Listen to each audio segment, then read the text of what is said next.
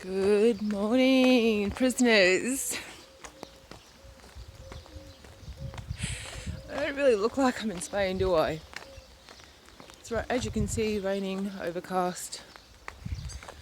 Looks more like I'm coming at you from Germany or something.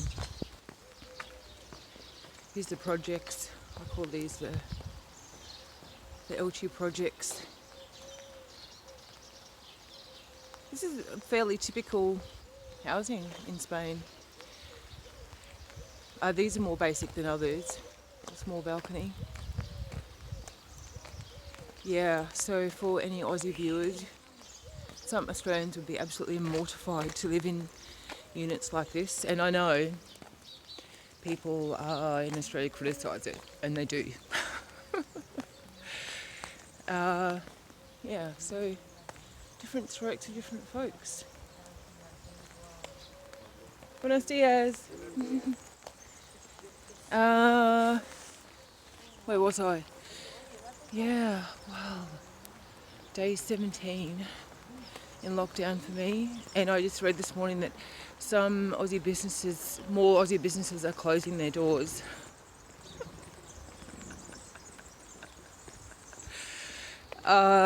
Restaurants, cafes, hairdressers, clothing stores, or non-essential businesses in Spain all across the nation have been closed since the 14th of March.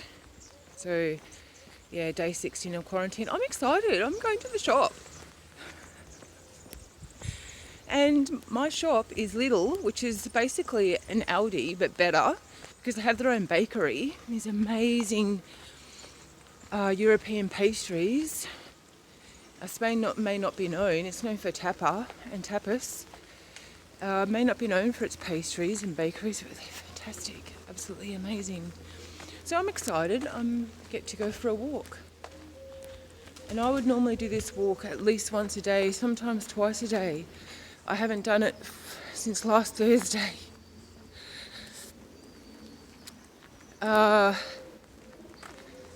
It's so strange. Last night I went for a short walk to the shop. It was closed, which is good. So I got, a 2k walk in. But so I'd been in the house Friday, I have to count Friday, Saturday, Sunday, for 4 days. And this was interesting. It actually felt weird for me to leave the house and be looking around at buildings and the night sky. There was no one around, but it felt strange. Like my eyes had to adjust because I've been looking at a laptop for too long. So this is going to have lasting social and psychological impact on people, particularly Italians, Spanish, or the Chinese in Wuhan or any other area in China. They've now come out of lockdown, but this is going to have some lasting social and psychological impact on people, me included. Yeah, we'll have to see how that plays out. So I try to go to the shop every 5th day. So I went last Thursday, going today. And in fact, I don't really need that many things. I am reducing my food because hopefully I will return to Australia soon. But that's very uncertain because there's no flights out of Spain. I would probably be allowed to leave to return to. Yes, I have found permission about that. The facts. I'm allowed to leave the house to return to my home country, but there's no flights. And even if there are any flights, I checked last night, they're like 40 to 60 hours. 60 hours. Fuck that. Really.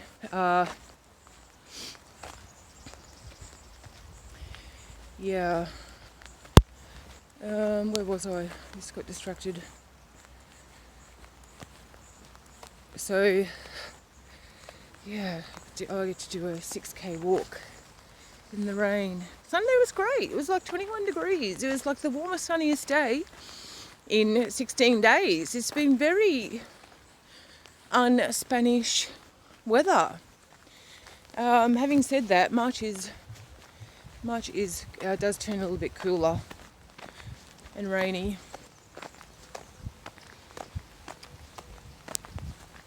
You can see, there's lavender.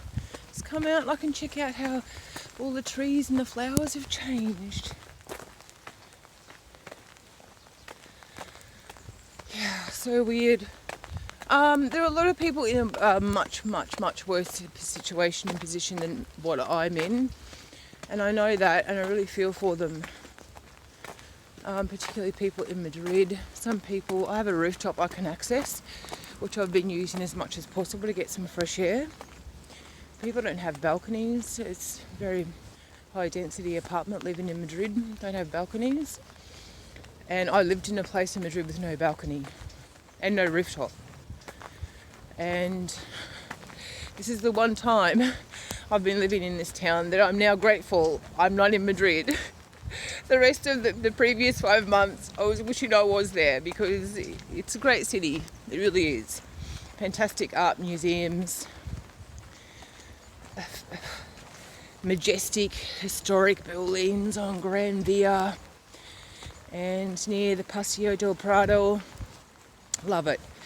Love it. Madrid will always have a very special place in my heart. So I hope any Spanish people watching this, if you're in Madrid or know people there, dig deep, keep strong. You can get through this. Yeah, so my situation changes every day. My mood, I feel all right today. My situation is difficult because of the people I live with. I've said that before. They're extremely strange, have had a lot of fear about catching the virus. The woman I live with is a hypochondriac anyway, and she's the landlady. So in terms of the power that I have no power. I'm a boarder in the room. But her behaviour is becoming more strange in the last couple of days, whereby she's actually removing things from the kitchen to prevent me from using them. For example, an oven tray, like a black sort of metal deep dish oven tray that you would use to, I put, because I'm, such a culinary expert, I, cook hot chips. Took that away. And so this is going to week 3. In week 1, every time I used the oven, she was cleaning it after every single use. Now, I think she's losing her shit over it, and storms into the kitchen sometimes and sees that I've used the oven, and has pulled the tray out and cleans it after every single use. I don't fucking understand that. Like, the oven tray, the oven doesn't have coronavirus. And you could read between the lines, and it seems that they think I've got it when I don't cough. I haven't been coughing. I sneeze now and then because my room is dusty. But I don't sneeze no more than any other regular person stuck indoors. Anyway, and then so Sunday now. So she's gotten the shears for cleaning the oven tray. I mean, if she could leave it there, I would clean it the next day. But I'm not cleaning it after I've finished eating. It's just ridiculous. I have to laugh. I'm laughing today, but it's actually psychological mind games, and I've been baited. And then happened today's Tuesday. That was Saturday. Oven tray's gone. I noticed it, and I just went, oh God.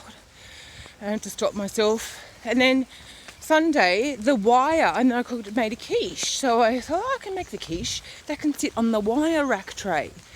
Now, after I used that, almost immediately after, she stormed into the kitchen, pulled the wire rack tray out, slammed it onto the kitchen sink, which is against the wall of my bedroom. This is a 58-year-old woman who can't communicate using words. She's originally French, by the way. She's been in Spain for 30 years. So take from that what you will. But my thinking is she's not really Spanish. I mean, she is. But she has some other cultural influence. Very un-Spanish behaviour. Anyway, so now the wire rack in the oven tray is gone. And then of course, I know it's this behaviour, and this is what happens when you're stuck in the house and I don't have anyone to talk to and you don't have things to do, is you start like worrying and getting caught up in issues which are immature and ridiculous. And I have a little bit, I know that, because I've just had no one to talk to, and I just think it would be normal in a situation like this to talk to the people that you live with. Even with a language barrier. Like their English is really bad. My Spanish is better than what they think, and it's better than their English, but they just have, when I say they, so a 58-year-old woman and her son, who's about 23, lives in her room, in her bedroom, on their bed, when there are 2 other rooms. It's a 4-bedroom apartment. It's fucking weird. This is what I need to get out of. Even though I read today, you know, people stuck in airports, my situation isn't that bad. I know that. People stuck on boats, or people having to pay for hotels and travellers, backpackers. I know the situation is like that, but psychological mind games can do your head in. Anyway, so the wire rack, back to the oven, the wire rack in the oven is gone out too now. And I saw that yesterday, and I had quite a bit of fear and was nervous on Sunday. It was great weather, so I spent the whole day on the rooftop, because just to avoid them and avoid me not keeping my mouth shut, because I speak my mind. And when I speak my mind, I usually end up sabotaging myself. But the reality is, I'm a boarder in her house. I have no power, so I have to be submissive. But I was actually quite worried and did not feel comfortable on Sunday, so I stayed away to avoid any more issues. I mean, anyway, and then so I went into the kitchen yesterday and thought, I have to look at this as a comedy sketch. And I turned around and used the microwave and thought, I wonder if the microwave's going to be gone tomorrow. Is she going to like move the microwave out of the kitchen? And then I have to look at it as a comedy sketch. And then the next day, the scene cuts, and then the fridge is gone. The fridge gets moved out of the kitchen, and the sink, until eventually I walk into the kitchen and there is no kitchen. Fucking hell. God. This is just, laughing now. I haven't always been laughing, but have to be mindful that I'm being baited, and not to take the bait, just to. And yesterday I had a distraction. My boxes turned up. Been packing up my possessions to get them shipped back to Australia, which is great. Gave me something physical to do and to focus on. I have to itemise every single thing, every item, right down to the number of bras, knickers, coins. Everything has to be itemised. Yep. See. So the cops have been out here. Now, second week, I've become more and more strict with my own behaviour. But when I say that, even in the first week, from the first day of quarantine, I've been in my house. I was going to the shops more often, but then I realised, I'm just eating more food. I'm paying to go for a walk. Putting on weight, can't exercise in the same way. But now we have police takeover here, so we'll just go into that. I have prepared a note in Spanish in case the cops stop me and say, "Where are you going?" Because this is the problem with not knowing the language, is that people think because I can't express myself, that I'm stupid. And that's a number one thing I've learnt about people that don't have command of the local language. No, I just can't express myself. Doesn't mean I'm. Well, people don't know. They don't know the other side of not knowing another language. Yeah. So anyway, this is my usual routine. I do walk 3Ks to go to the shops, because I usually, when I am working, have time on my hands and it's cheap. So SOS. That's it. What else can I talk about?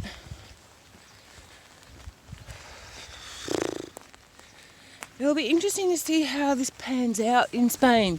They're not coping. It's a disaster. 5 crises roll into one. My theory is it's taking quite a while, a week, for Spain to flatten the curve, because the conditions at IFEMA is a field hospital at a convention centre in the north of Madrid.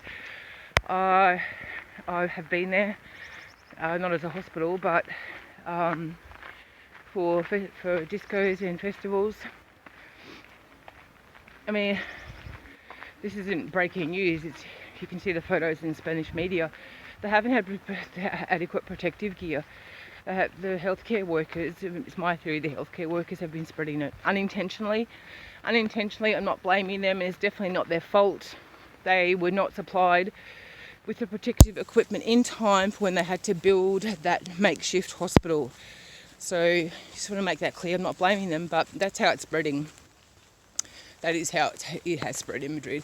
And also, probably now, I rejected this idea at first, and now I accept it. The two are mutually exclusive. The International Women's Day rally on the 8th of March was probably not a good idea. It's the El Día de Mujeres, so the labour rights of women. Oh, I'm stuck in a bog again. Oh, this is the wrong way to come. Alright, I think I need to backtrack and go up through the town.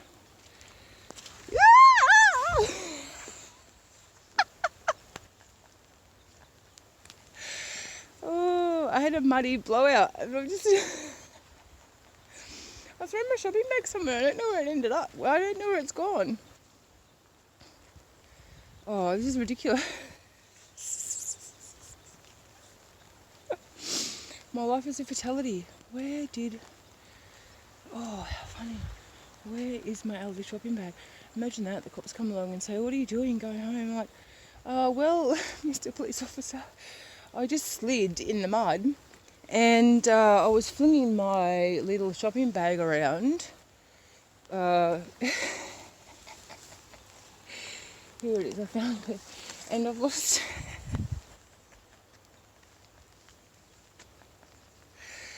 Oh, look, it's great to laugh.